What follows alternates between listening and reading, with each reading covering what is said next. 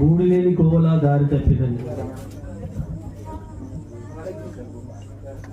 గూడి లేని కోవలా దారి తప్పితి, గుండె చెదరిన కోయలై మోగబోతిని. గూడు లేని కోవలా దారి తప్పితి, గుండె చెదరిన కోయలై మోగబోతిని. నీ గుండెలో రాతుమా, నీ గూటికే చేతుమా, నీ గుండెలో రాతుమా, నీ గూటికే చేతుమా. నా ప్రాణమా నా క్షేమం నీవయ్యా, నా క్షేమమా నా ప్రాణం నీవయ్యా, నా ప్రాణమా నా క్షేమం నీవయ్యా, నా క్షేమమా నా ప్రాణం నీవయ్యా. గూడు లేని కోవలా దారి తప్పితి, గుండె చెదరిన కోయలై మోగబోతిని.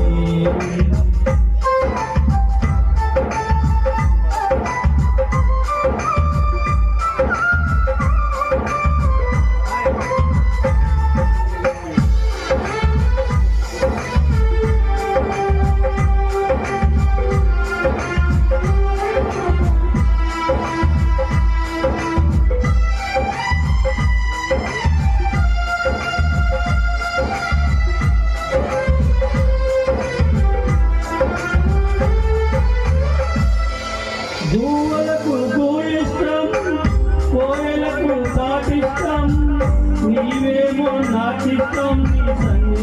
నాకిష్టం పువ్వులకు పూలిష్టం కోయిలకు పాటిష్టం నీవేమో నాకిష్టం నీ సన్నిధి ఇష్టం నీవంటే నాకిష్టం యేసయ్యా నీవు లేకుంటే బ్రతుకే కష్టమయ్యా నీవంటే ఇష్టం యేసయ్యా నీవు లేకుంటే బ్రతుకే కష్టమయ్యా నా ప్రాణమా నాకేమయ్యా నా ప్రేమమా నా ప్రాణమయ్యా నువ్వే నువ్వా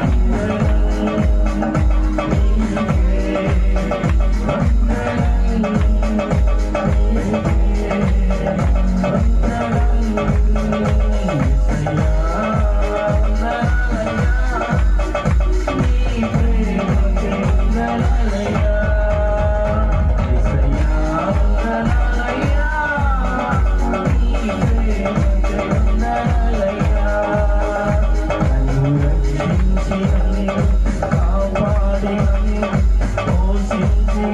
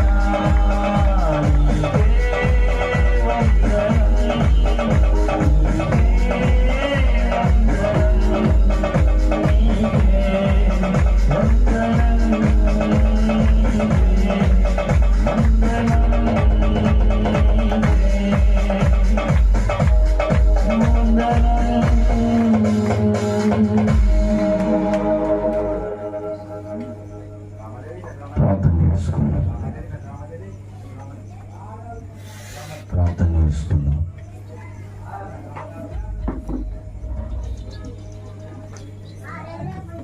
మహాపరిశుద్ధుల జీవుల తండ్రి, నీకే వందనాలు, స్తోత్రం. ఇంతవరకు నా తండ్రి చక్కటి పాటలు పాడటానికి మంచి స్వరాలు మీరు మాకు అనుగ్రహించారు. ఈ సమయంలో నీవు పీల్చుకున్నటువంటి దైవజనులు, ఈనాడు ఏర్పరచుకున్నటువంటి దైవజనులు ఈ పుట్టినరోజును పురస్కరించుకుని దైవజనులు ఆదాము వెంకన్న గారు వారి కుటుంబాన్ని ఉద్దేశించి, కూడి చేరవలసినటువంటి మీ బిడ్డలను ఉద్దేశించి పరిశుద్ధ గ్రంథంలో ఉన్నటువంటి మాటలు ఈ దాసుల నోటల నుంచి ప్రభా మీరే మాట్లాడి మహిమ ఘనత ప్రభావాలు మీరు మాత్రమే పొందుకొనమని నా ప్రియుడు నా రక్షకుడైన యేసుక్రీస్తు అతి పరిశుద్ధమైన నామంలో ప్రార్థన చేస్తూ ఉన్నాం మా పరమ తండ్రి. ఆమేన్. 12 చదువుకుందాం. యెహోవా మమ్మను మర్చిపోలేదు, ఆయన మమ్మను ఆస్వాదించును. ఆయన ఇశ్రాయేలు ఆస్వాదించును. అహరోను వారి వంశస్థులను ఆస్వాదించును. పిన్నలేమి పెద్దలేమి తనయందు భయభక్తులు గలవారు యెహోవా ఆస్వాదించును. యెహోవా మిమ్మును మీ పిల్లలను వృద్ధి పొందుచు భూమి ఆకాశం సృజించిన యెహోవా చేత మీరు ఆస్వాదింపబడిన వారు. ఆకాశములు యెహోవా వశము, భూమియు ఆయన నరులకు ఇచ్చుచున్నాడు. కొద్ది వాక్యం దేవుడు దీవించింది కాక. అలాగనే కీర్తనలు 103 కీర్తన 1 నుంచి 5 వచనాలు కూడా చదువుకుందామండి. నా ప్రాణమా యెహోవాను సన్నుతించుము, నా అంతరంగమున సమస్తమా ఆయన పరిశుద్ధ నామమును సన్నుతించుము. నా ప్రాణమా యెహోవాను సన్నుతించుము, ఆయన చేసిన ఉపకారములలో దేనిని మరొకము. ఆయన నీ దోషములన్నింటినీ క్షమించువాడు, నీ సంకటములన్నింటినీ కుదుర్చువాడు. సమాధిలో నుండి నీ ప్రాణమును విమోచించి ఉన్నాడు, కరుణా కటాక్షము నుండి కిరీటముగా ఉంచుచున్నాడు. పక్షిరాజు యవనం వలె నీ యవనం క్రొత్తదగుచున్నట్లు మేలుతో నీ హృదయమును తృప్తిపరచుచున్నాడు. దేవుడి యొక్క వాక్యమును ప్రతి ఒక్కొక్కరి జీవితంలో, మరి ముఖ్యంగా లంక అమ్మగారి యొక్క కుటుంబంలో ప్రత్యేకంగా దీవించి ఆస్వాదించును గాక. ఆమేన్. అందరికీ నా ప్రత్యేకమైన వందనాలండి. వేదికను అలంకరించిన దైవజనులకు, అధ్యక్షుల వారికి, ఈ కొడుకుని ఏర్పాటు చేసినటువంటి ప్రియ కుటుంబానికి నా ప్రత్యేకమైన హృదయపూర్వక అభినందనాలు. దేవుని స్తోత్రం. దేవునికి మహిమ కలుగును గాక. ఇది పుట్టినరోజు యొక్క కృతజ్ఞత వేదిక. ఈ గొప్ప కార్యాన్ని దేవునికి కార్యక్రమంలో మనందరం పాలు పొందుకొని ఇప్పటి వరకు పాటలు పాడి దేవుని స్తుతించి ఆరాధించి ఆయన నామాన్ని గణపరిచేటువంటి గొప్ప భాగ్యాన్ని దేవుడు మనకు అనుగ్రహించినందుకు మరొకసారి స్తోత్రాలు చెల్లించుకుంటున్నాం. మనము దైనందిన జీవితంలో ఏ బహుమానం పొందుకున్నా అది దేవుడిచ్చినటువంటి బహుమానమే. అన్ని బహుమానాల కంటే బిడ్డలు అనేటువంటి బహుమానము చాలా గొప్పది. అందుకని కీర్తనకారుడు 127వ కీర్తనలో 3వ వచనంలో అంటున్నాడు, కుమారులు యెహోవా అనుగ్రహించు స్వాస్థ్యము, గర్భఫలము ఆయనిచ్చు బహుమానమే. ప్రియమైన దేవుని సంగమా, దేవుని బిడ్డలారా, ఆదికాండం 4వ అధ్యాయంలో అవ్వ అంటుంది, నేను యెహోవా దయ వలన నేను ఒక కుమారుణ్ణి సంపాదించుకున్నాను. మనం ఈ రోజున బిడ్డలను సంపాదించుకుంటున్నాము, బిడ్డలను కలిగి ఉన్నాము. సంవత్సరం వెంబడి సంవత్సరం దయాకిరీటను బట్టి దేవుడు అనుగ్రహించినటువంటి గొప్ప కృపా ధన్యతకరమైనటువంటి సంవత్సరములను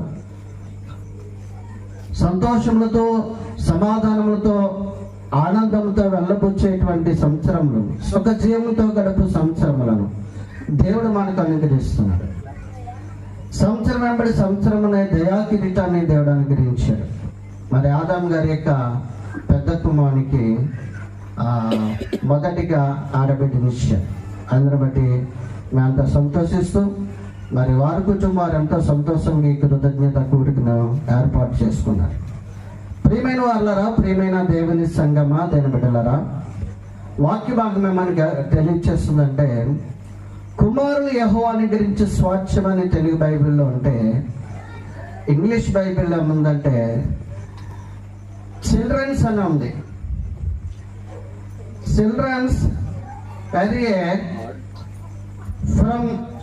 from the Lord of God అని చెప్తుంది. A reward from the mother's home అని అంటే బిడ్డలు దేవుడిచ్చినటువంటి బహుమానం. అది దేవుడిచ్చిన బహుమానమే. ఆడబిడ్డలు కానివ్వండి, మగబిడ్డలు కానివ్వండి, అది దేవుడిచ్చినటువంటి బహుమానం. ఇందులో మరొక పరమార్థం మనం తెలుసుకోవాల్సినటువంటి ఒక ప్రాముఖ్యమైనటువంటి మాట ఏంటంటే యేసుక్రీస్తు ప్రభువారు చెప్పారు, పరలోకంలో ఆడవాళ్ళు మగవాళ్ళు అనేది లేదు కానీ అందరూ దేవదూతల వలె ఉంటారు. దేవుని స్తోత్రం. ఈ లోకంలో స్త్రీలుగాను పురుషులుగాను ఉంటారు. స్త్రీలైనను పురుషులైనను దేవుడి ఇచ్చినటువంటి బహుమానం అని మనము కృతజ్ఞత కలిగి ఈ దేవుడు మనకు అనుగ్రహించినటువంటి దేవుడు బహుమానం ఇచ్చిన ఈ బహుమానాన్ని మనం ఎలా పెంచాలంటే దేవునికి బహుమానముగా పెంచాలి. ఆమేన్. దేవుని స్తోత్రం. దేవుడు నీకు బహుమానం ఇచ్చాడు. ఆ బహుమానము దేవునికి మరలా బహుమానంగా నువ్వు సమర్పించాలంటే దేవుని వాక్యం సెలవిస్తుంది. ఏమని సెలవిస్తుంది అంటే నీ పిల్లలు కూర్చున్నప్పుడునో లేచినప్పుడునో పడుకున్నప్పుడునో వాటిని గురించి దేవుని ఆరాధించడం మంచిది. ఒక దైవజనుడి ఇంట్లో ఉన్న వాళ్ళందరూ కూడా అలా దేవుని ఆరాధించడం చాలా మంచిది అని అనుకుంటున్నాను. అందుకే మనం అలా ఆరాధన చేస్తే మన పట్ల దేవుని కూడా సంకల్పం, గొప్ప కార్యాలు మన పట్ల చేస్తాడు. ఈ రోజున ఆదాం లింకన్ గారు నేను నిజంగా అనుకుంటాను ఒకసారి మగ పిల్లడు పుడితే సంతోషించలేము ఆయన. ఎందుకంటే ఆ పిల్ల నీళ్ళేసుకున్నప్పటి నుంచి మా తోడని కూడా మాకు ఆడపిల్ల కావాలండి, మాకు ఆడపిల్ల కావాలండి. మీ పట్ల దేవునికి సంకల్పం అయి ఉన్నది. అది దేవునికి ఆడబిడ్డనివ్వటం దేవుని గొప్ప కార్యం. నువ్వేదైతే ఆశిస్తున్నావో దేవజనుడిగా లేదా కుటుంబ యజమానిగా నువ్వేదైతే ఆలోచిస్తున్నావో నీ పట్ల గొప్ప కార్యం ఆయన చేయబోతున్నాడు. అంతేకాదు దేవుని కూడా ప్రణాళిక ఏంటంటే మరొకసారి ఎస్సీ గ్రంథము 25వ అధ్యాయంలో మొదటి వచ్చిన అక్కడ మాట రాయబడి ఉంటుంది. ఎస్సీ గ్రంథం 25వ అధ్యాయము మొదటి వచనంలో చూడండి. యెహోవా నీవే మా దేవుడవు, నేను నిన్ను హెచ్చించదను, నీ నామమును స్తుతించదను. నీవు అద్భుతములు చేసితివి అనుసరించి నీవు పూర్వకాలమున చేసిన ఆలోచనలు నెరవేర్చితివి. నీవు పట్టణపు దెబ్బగాను 25వ అధ్యాయము మొదటి వచనం మాత్రమే దయచేసి గమనించండి. ఇక్కడ చాలా పూర్వకాలము ఏం రాయబడి ఉంటుంది ఒకసారి మాట తప్పుకున్నాను. పూర్వకాలమున చేసిన నీ ఆలోచనలు పూర్వకాలము నువ్వు చేసిన ఆలోచన నెరవేర్చింది. దేవునికి స్తోత్రం కలిగిన గాక. అంటే ఆదాము లింకన్ గారి యొక్క కుటుంబంలో దేవుని యొక్క సంకల్పం ఈ ఆడబిడ్డ పుడతం అనేది నిన్న మొన్న కలిగినటువంటి ఆలోచన కాదు. దేవుని దృష్టిలో పూర్వకాలము కలిగినది. దేవునికి స్తోత్రం కలిగిన గాక. ఎందుకంటే ఆ పిల్ల పుట్టినంటే మేము చాలా సంబరాలు కూడా చేసాం. పాలకొల్లో బాగా పుట్టిందని అంటే ఆయనకు ఉన్నటువంటి హెచ్చరిక. అంటే ఇది తాత్కాలిక మన కోరిక కాదు కానీ దేవుని కోరిక. ఇది దేవుని కోరిక. మరొకసారి దేవుని సేవకునిగా మంచి అద్భుతమైనటువంటి కార్యం చేసిన దేవునికి స్తోత్రాలు తెలుస్తూ ఈ సమయం నేను క్లుప్తమైనటువంటి మాటలతో సమయాన్ని ఏమాత్రం కూడా వ్యర్థపరచుకోకుండా చక్కని మాటలు తెలియపరిచినటువంటి దైవజనులు రత్నమ్మ గారికి ప్రత్యేకంగా వందనాలు. ప్రాముఖ్యమైనటువంటి వర్తమానం వెళ్ళబోతున్నాం. మన మధ్యకి పాలకోడి పట్టణం నుంచి మరి వచ్చినటువంటి జక్రయ్య గారికి ఈ స్థలానికి తోడుకు వచ్చిన